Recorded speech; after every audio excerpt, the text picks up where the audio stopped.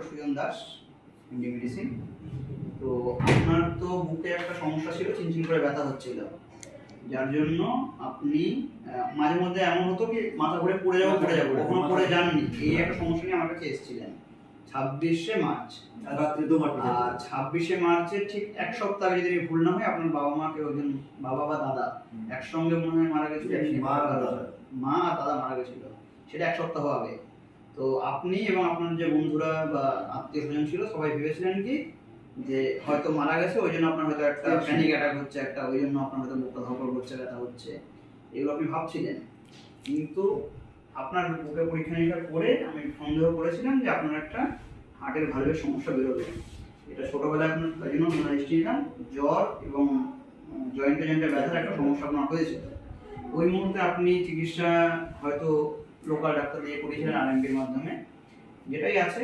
তো এখন আমরা আপনার বুকে সার্চ করে আমি হার্টের ভালভের সমস্যা পেয়েছিলাম, আওয়াজ শুনে তাই লেগেছিল। তো সেই সন্দেহ অনুসারে আপনার রিপোর্ট এসেছে, যা আমরা ভেবেছিলাম অ্যাওর্টিক স্টেনোসিস বলে একটা রোগ হয়, কি হার্টের ভালভের যে অ্যাওর্টিক ভালভ থাকে আমাদের, সেইটাতে আপনার রক্ত চলাচলের জায়গায় একটু গন্ডগোল আছে।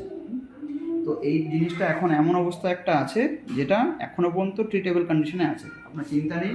সিমটম ওয়াইজ আপনার এখন ওষুধপত্র দিয়ে আপনি ভালো আছেন, নিজেই বলবেন। আপনার যদি নিজের কিছু বলার থাকে বলতে পারেন। এর পরবর্তীকালে যা চিকিৎসা যদি লাগে কখনো অপারেশন, সেটা আমরা হসপিটালে পরিচয় করিয়ে বড় হাসপাতালে কোথায় কোথায় পাঠাতে হয় সেটার জন্য আপনাকে গাইড করে দেবো, কোনো চিন্তা নেই।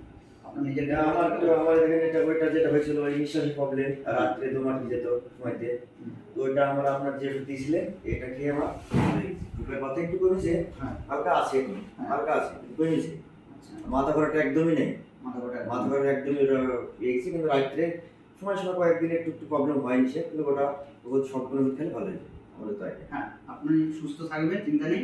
আর সবসময় আমাদের কন্ট্যাক্ট আপনার সঙ্গে রইল, যে কোনো দিন প্রবলেম হবে আমাকে জানাবেন, ঠিক আছে? রাত সকাল 10টা থেকে রাত 2টো পর্যন্ত যা সমস্যা হবে, তারপরেও যদি কোনো এমার্জেন্সি হয় মাঝরাতে ফোন করবেন, জায়গা নেই, ঠিক আছে? অসুবিধা নেই। বেশ ভালো থাকুন। ওষুধগুলো যেমন যেমন নিয়মে দেওয়া আছে, এগুলো থাইরয়েডের সমস্যা আপনার আছে, ওষুধটা আমার দেওয়া আছে থাইরয়েডের ওষুধ, আবার 2 মাস বাদে রিপিট করে দেখবো রিপোর্টটা, যদি থাকে বা যেমন হচ্ছে আমরা অ্যাডজাস্টমেন্ট করে নেবো। এগুলো পুরো আমার রিপোর্ট করে নেবো। হ্যাঁ, থাইরয়েডটা 2 মাস বাদে করতে হবে আপাতত। পরবর্তীকালে যদি একদম নর্মালের দিকে চলে আসে তখন 3 মাস বাদে রিপোর্ট করলেও কম বেশি চলবে, বই অনুসারে 2 মাস বাদে করতে হয়। ঠিক আছে বাবা, ভালো থাকুন, নমস্কার।